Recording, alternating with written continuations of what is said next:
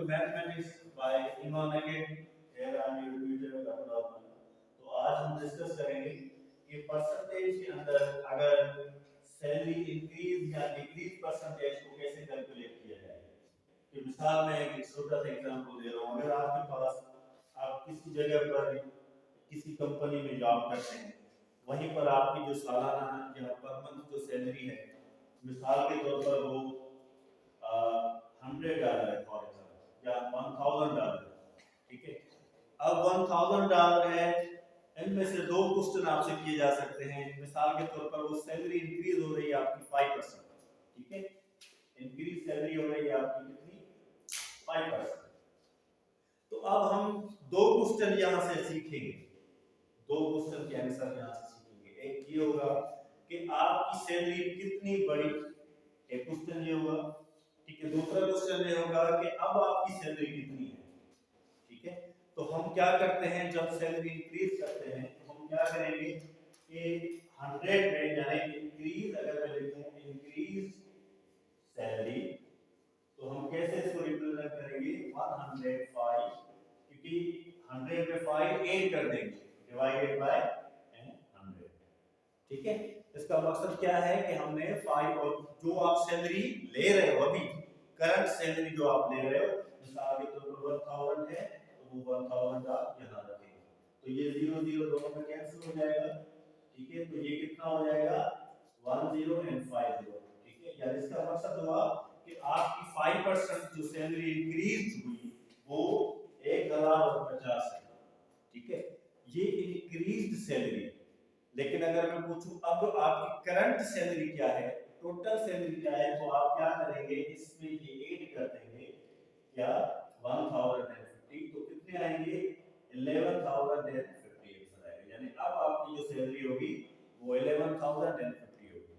इसी तरीके से अगर कोई रिड्यूस कराता है, कोई कंपनियां जब लॉस में जाती हैं तो रिड्यूस कर देती है। अगर 5% रिड्यूस करे मिसाल के तौर पर, तो रिड्यूस 5% करने से हम क्या करेंगे, लिखेंगे डिक्रीज रेट, या डिक्रीज या इंक्रीज सैलरी रेट लिखेंगे, या decrease salary rate. Salary rate वो क्या होगा, 5% डिक्रीज हो रहा है तो 95/100 मल्टीप्लाई बाय कितना 1000, तो 0 0 में कैंसिल हो जाएगा, तो आंसर आ जाएगा 950। यानी 950 वो डेटा है जो आपकी सैलरी से डिडक्ट हुई है, डिक्रीज हुई। अब ये टोटल अमाउंट है जो आपकी सैलरी से डिडक्ट होगा, तो फिर इसके हिसाब से नेट अमाउंट क्या होगा, आपकी सैलरी अभी क्या है 1000 है, इनमें से 950 आप कैंसिल कर देंगे, ठीक है। तो क्या आंसर आ जाएगा, जितना भी आंसर आए, ठीक है, तो हम उसमें सब्ट्रैक्ट कर देंगे, जितना भी आंसर आए वो यहां पर रख देंगे। ये एग्जांपल है, छोटा सा एग्जांपल। तो हम एग्जांपल जो एक्चुअल हमने एग्जांपल दिया हुआ है, हम उसकी तरफ चलते हैं और देखते हैं कि किस तरीके से ये परसेंटेज इंक्रीज हो रही है और किस तरीके से ये परसेंटेज डिक्रीज हो रही है। तो ये आज का प्रॉब्लम है कि an increase of 5% in the salary of men, ठीक है। किसी बंदे की सैलरी में 5% इंक्रीज हो रही है, ठीक है, और वो वहां पर जो अर्न कर रहा है वो $1600 है, ठीक है, पर मंथ, ठीक है, पर मंथ कर रहा है। means that for every 100 of original salary 5% का मतलब क्या होगा कि 1600 means डॉलर है कि हर 100 पे 5% इंक्रीज हो रही है, ठीक है ना। 100 पर 5%, 200 पर 5%, 300 पर 5%, ठीक है, 100 by 100 पर यानी 5% फॉर ईच 100, ठीक है।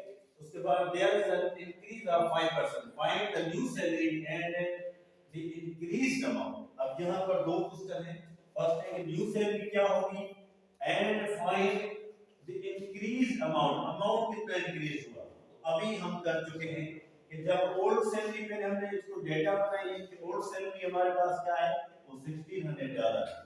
उसके बाद इंक्रीज रेट क्या है उसका, वो 5% है, जिसको हमने 105 बाय 100 लिखा है, ठीक है। और अगर यहाँ डिक्रीज करता मिसाल के तौर पर, तो हम क्या लिखते हैं 95/100 लिखेंगे। तो नेक्स्ट प्रॉब्लम है, आप चेक करेंगे इंशाल्लाह।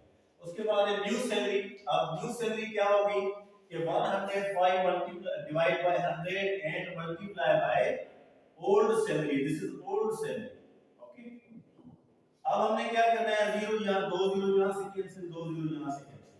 अब 16 को 105 से मल्टीप्लाई करेंगे तो ये हमें न्यू सैलरी मिल जाएगी, यानी अब वो सैलरी कितनी देगा, 1680 देगा। ठीक है, ये न्यू सैलरी।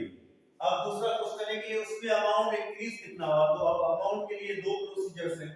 ठीक है, एक प्रोसीजर ये है अमाउंट इंक्रीज, न्यू सैलरी हमारे पास की क्या है, ये 16,080, ये आपके सामने रखिए, उसमें से ओल्ड सैलरी आप कैंसिल कर दें तो आपको पता चल जाएगा कि ये हमारे पास वो अमाउंट है जो 5% से इंक्रीज हुआ। ठीक है, इसका एक और तरीकेकार भी है। ठीक है, वो क्या है कि परसेंटेज इंक्रीज कितनी हुई है, 5% इंक्रीज हुई। तो 5% को कैसे करेंगे, 5 on 100 मल्टीप्लाई 16, ये इंक्रीज है, ये अल्टरनेटिव मेथड है इसका। ठीक है, कितना है, अल्टरनेटिव मेथड है। अल्टरनेटिव कैसे, 5% इंक्रीज हुई है, 5 on 100 मल्टीप्लाई बाय 16, तो पता चला कि $800 जो है वो इंक्रीज हुए। कितने डॉलर इंक्रीज हुए, 800, बल्कि ये डबल जीरो कैंसिल हो जाएंगे। ठीक है, तो कितना आएगा, 80, ये मैंने डबल जीरो 80 ओनली। ठीक है ना, और मींस टोटल $80 जो है ना वो इंक्रीज है, 8800 नहीं, सिर्फ $80 वो इंक्रीज हुए। अब ये $80 आप ऐड करेंगे किसमें, एक्चुअल सैलरी में, जो आपकी ओल्ड सैलरी है। तो 1600 प्लस 80 लिख देता हूं, 1600 प्लस 80 कितना आएगा, 1680 $, आपकी न्यू सैलरी। ठीक है, इसी तरीके से अब क्वेश्चन नंबर सेकंड पर चलते हैं, उससे पहले इसको मैं रिमूव कर दूं।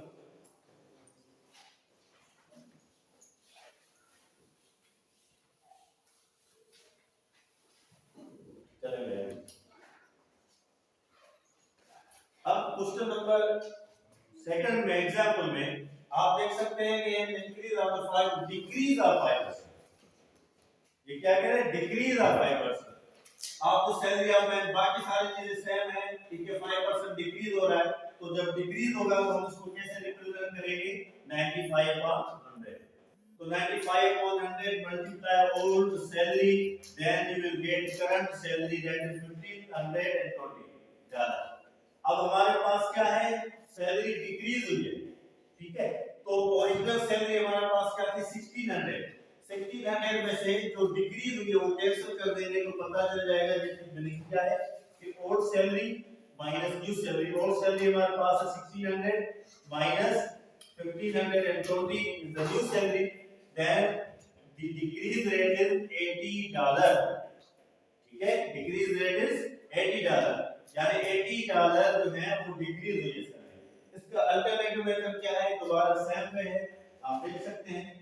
अब मैंने दोबारा यहीं पर एक और मिस्टेक की है, 80 आएगा, 800 नहीं आएगा, क्योंकि ये 0 0 में कैंसिल कर दें। ठीक है, तो 5 और 16 को मल्टीप्लाई कर देंगे तो 80 आंसर आएगा। यानी ये क्या है, ये अल्टरनेटिव मेथड है, ये बताएगा कि 5% डिक्रीज का टोटल अमाउंट कितना होगा। ये टोटल अमाउंट है 80, ये अल्टरनेटिव शॉर्टेस्ट मेथड है। 5% डिक्रीज क्या है, वो 80 है। अब न्यू सैलरी कितनी हुई, आप 1600 में से 80 कैंसिल कर दो तो $1520 आ जाएंगे, तो ये आपकी न्यू सैलरी